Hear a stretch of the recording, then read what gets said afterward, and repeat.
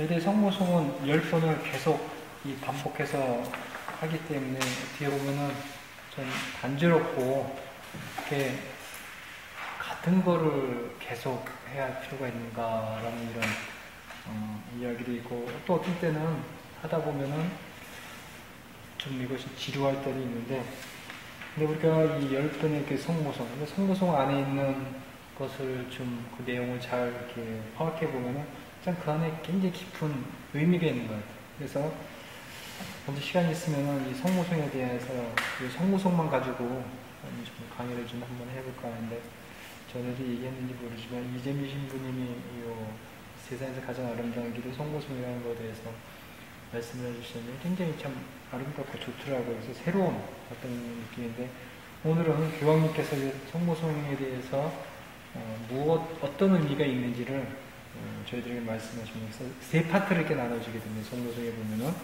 첫 번째 이렇게 보면 여러분들 잘 알다시피 가브리엘 천사와 엘리사벳 성녀가 성모님께 드리는 말씀이 있죠. 그것이 첫 번째 이제 시작됩니다.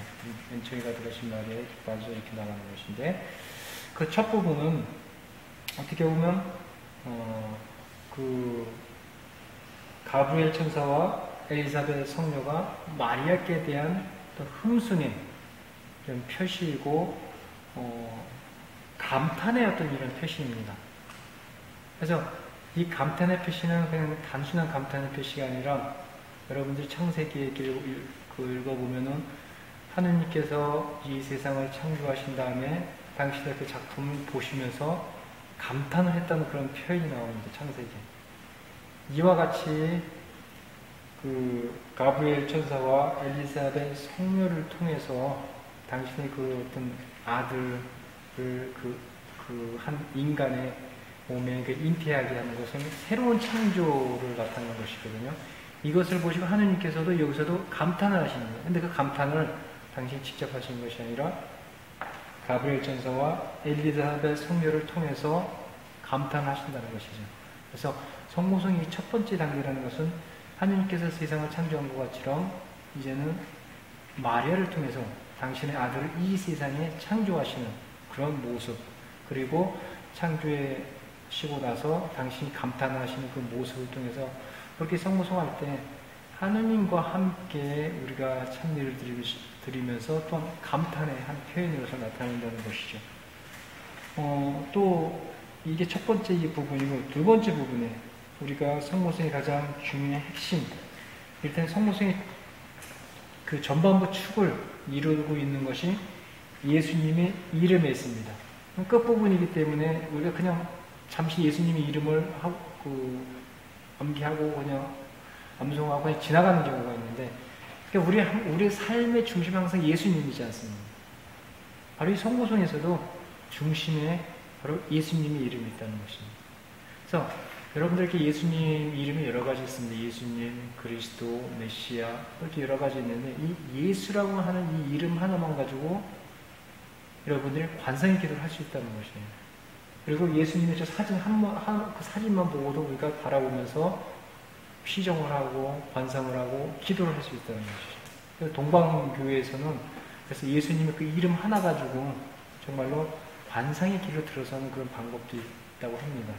그만큼 예수님의 이름에 대해서, 예수라고 하는 이름이 굉장히 저희들에게 중요한 것이고, 저희들에게 있어서는 어떤 구원이라고 하는 것을 저희들에게 갖다 주신 분의 그 이름입니다.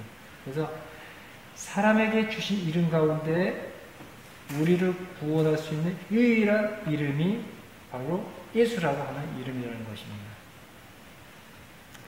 그래서 여러분들이 성모송 할 때 전반부에 하느님께서 감탄하고 경탄했던 그 모습을 또 우리 인간들이 이 말로서 경탄할 수 있는 그런 어떤 모습을 또 비춰주고 있지만, 그 전반부를 마지막 그 정리하는 그 핵심부에는 바로 예수님의 이름을 둠으로써 예수님을 통해서 우리가 그런 구원을 얻을 수 있는 것이고, 또 예수님의 이름과 함께 성모송을 함으로써 이 성모송이 더욱 풍요로운, 그리고 우리가 예수님을 삶의 중심으로 놓고서 살아갈 수 있다는 그런 모습을 보여준다는 것이죠.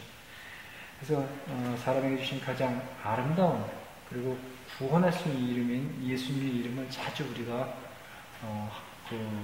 기도로서 부르고 어떤 마음속으로서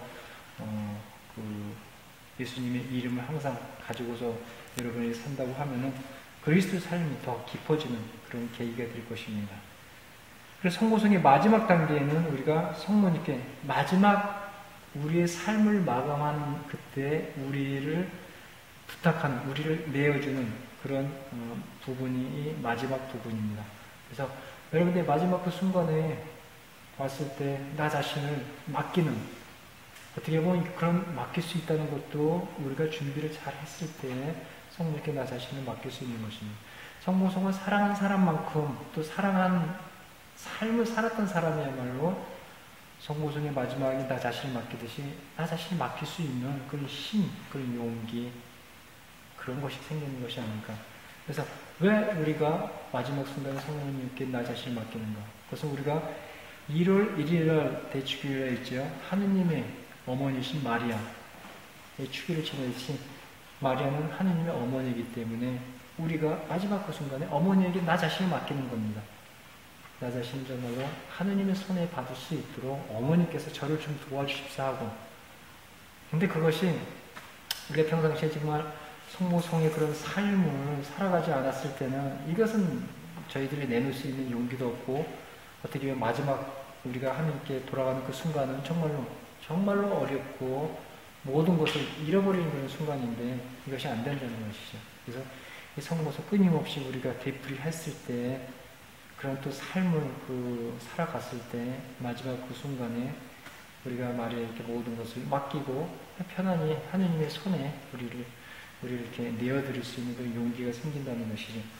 그래서 여러분들이 이 성모성의 짧은 기도 안에 정말 엄청난 큰 신비와 하느님의 은총이 있다는 것을 다시 한번 생각해 보시고요.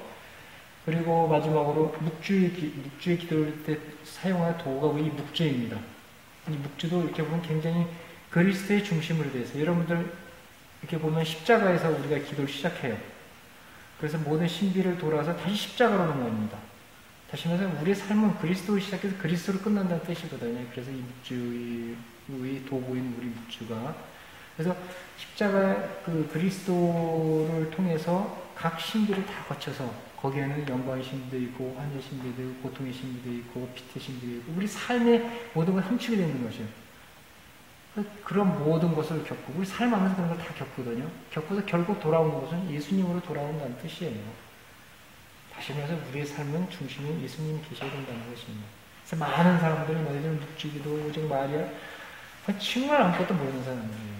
성모성에도 중앙에 핵심에 예수님이 있는 것이고, 묵주에도 핵심이 그리스도를 통해서 그리스도로 내려오는 것이고, 그 신비에서도 보면 다 예수님의 삶이 다 포함되어 있는 것이거든요. 그래서 이것은 마리아의 기도가 아니라 이 마리아의 눈으로 본, 마리아의 삶으로 본 예수 그리스도의 묵상의 기도이고 신비의 기도라고 하는 것이 너무나 아름다운 것이죠. 이것은 저희들이.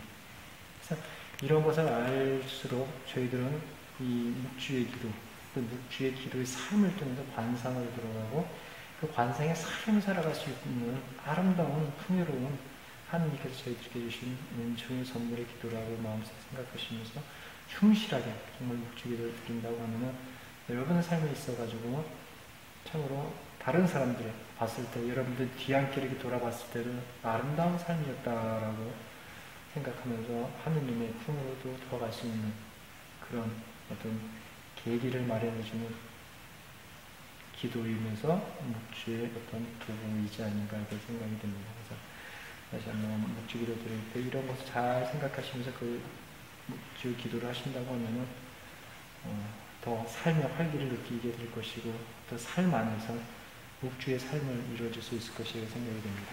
성부와 성자와 성령 이름으로